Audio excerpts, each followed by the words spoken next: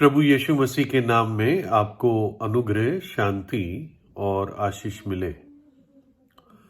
एक यात्री एक सुनसान रास्ते पे जा रहा था जब डाकुओं ने उसको पकड़कर, उसको घेर कर उसको पूरी तरह से लूट लिया। शायद कपड़े छोड़ दिए जो उसने पहने थे और फिर एक बहुत गहरे जंगल में उसको ले गए। और रात का समय था, शायद उसकी आंख पे पट्टी भी बांध दी और घोर अंधेरा था उस जंगल में। बहुत थिक जंगल, बहुत अंधेरा वाला रात को जंगल था। और उन्होंने क्या किया कि एक पेड़ था, बड़ा पेड़ था जिसकी मोटी मोटी शाखाएं थी।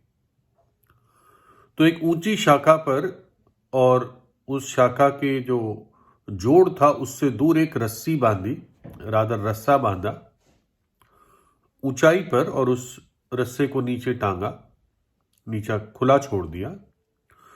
और फिर इन्होंने इसको ये रस्सा पकड़ने को कहा और फिर उसको और ऊंचा करके टाइट कर दिया ताकि उसके पैर जमीन से ऊपर हो गए।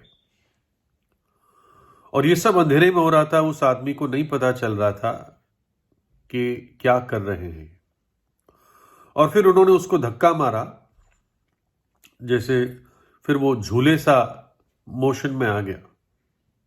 कोई रस्सा पकड़ रखा था और पैर जमीन से ऊपर थे, उसका पूरा शरीर जमीन से ऊपर था। और जब उसको धक्का मारा तो उसको एहसास हुआ कि मैं हवा में झूला झूल रहा हूं। और उन्होंने उसे ये कहा कि देख, अब हमने तुझे टांग दिया है एक ऐसी जगह कि अगर तू ये रस्सा छोड़ेगा तो तू सीधा इस सड़क के पार जो खाई है, सड़क के बाद जो लगी हुई, सीधा नीचे गिरेगा और पत्थरों पे गिरेगा और तेरा चकनाचूर हो जाएगा। इसलिए रस्से को मत छोड़ना। तो उन्होंने ये करके उसको छोड़ दिया और वो चले गए।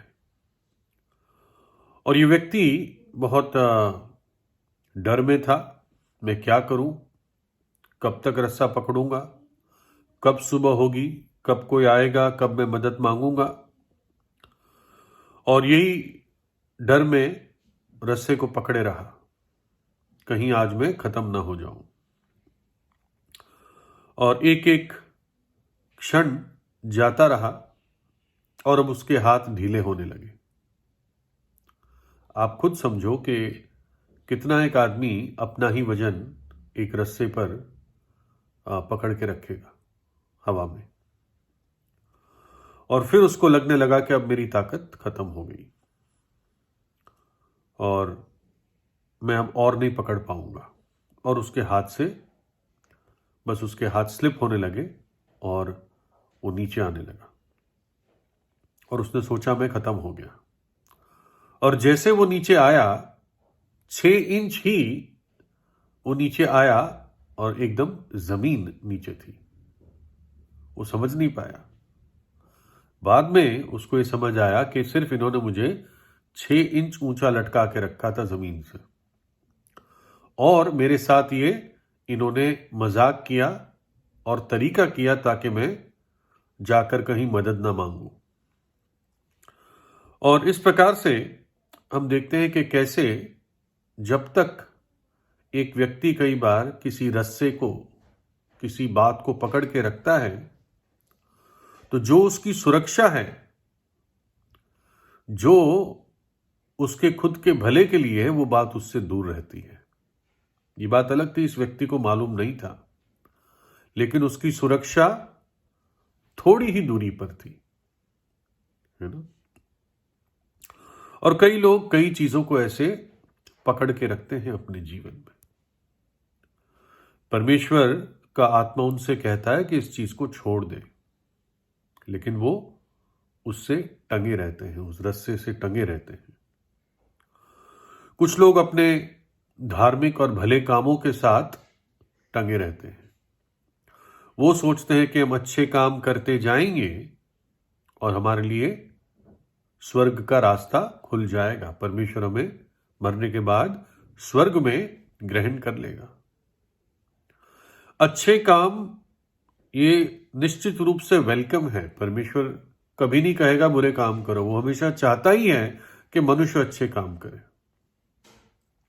लेकिन अच्छे कामों से मनुष्य मुक्ति पाले या उद्धार पाले, ये संभव नहीं है, क्योंकि हमारे अच्छे से अच्छे धार्मिक या धर्म के काम ये पवित्र परमेश्वर की दृष्टि में मैले चिथड़ों के समान है।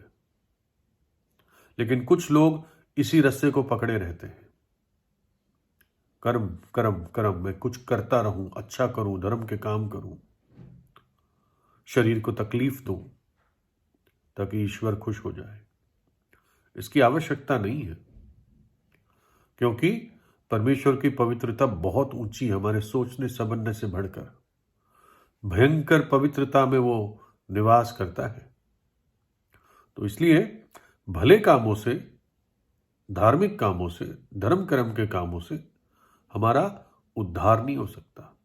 आप जो भला करते हैं उससे जरूर किसी न किसी को लाभ होता होगा, लेकिन वो मुक्ति पाने के लिए कहीं भी काफी नहीं है। ऐसे लटके रहने से उस बात पे आप कहीं नहीं पहुंच पाओगे। बिना पाप क्षमा इस जगत से जाना ये बहुत भयानक बात है। कुछ लोग अपने पापों को या किसी बुरी आदत को, किसी घिनौनी बात से वो चिपके रहते हैं, उस रस्से को वो नहीं छोड़ना चाहते। वचन में लिखा है, तो आओ हर एक रोकने वाली वस्तु और उलझाने वाले पाप को दूर करके वह दौड़ जिसमें हमें दौड़ना है, धीरज से दौड़े। हर एक रोकने वाली वस्तु और उलझाने वाला पाप दूर करें। वो वस्तु जिससे आप लटके रहते हैं, वो वस्तु जो आपको अनंत जीवन से रोकता है, पापों की माफी मांगने से वो चीज आपको जो रोकती है, प्रभु यीशु से आपको दूर रखती है, कहता है इस चीज को अब दूर करो, एक निर्णय लो। पाप से प्यार करोगे यानी आप मृत्यु से प्यार करते हो। मृत्यु से प्यार करते हो अर्थात नरक के उस भयानक दंड से प्यार करते हो सकता है आप इस बात को जानते ना हो, लेकिन अर्थ यही हुआ। अपने पापों से पछताव करें, अपने पाप को छोड़ें, प्रभु यीशु को अपने हृदय में बुलाएं और जीवन को ग्रहण करें। याद होगा आपको उस बंदर की कहानी जो एक किसी शीशे की बोतल में अपना हाथ डालता है और मूंगफलियां अपनी मुट्ठी में भर लेता है, और फिर मुट्ठी इतनी बड़ी हो जाती है कि हाथ बाहर नहीं निकलता, और मूंगफली वो छोड़ना नहीं चाहता। तभी उसका हाथ बाहर निकलता जब मूंगफली छोड़ता, लेकिन वो नहीं छोड़ता। इसलिए अर्थ है कि उस मूंगफली को या उस रस्से को, उस पाप को छोड़ दो, उस बात को छोड़ दो जो आपके अनंत जीवन और मुक्ति में बाधा है।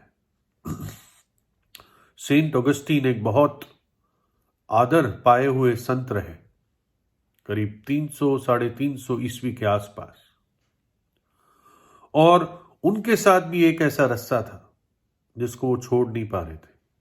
एक स्त्री थी जिसको वो छोड़ नहीं पा रहे थे, और उनका गलत संबंध था उससे कई वर्षों से।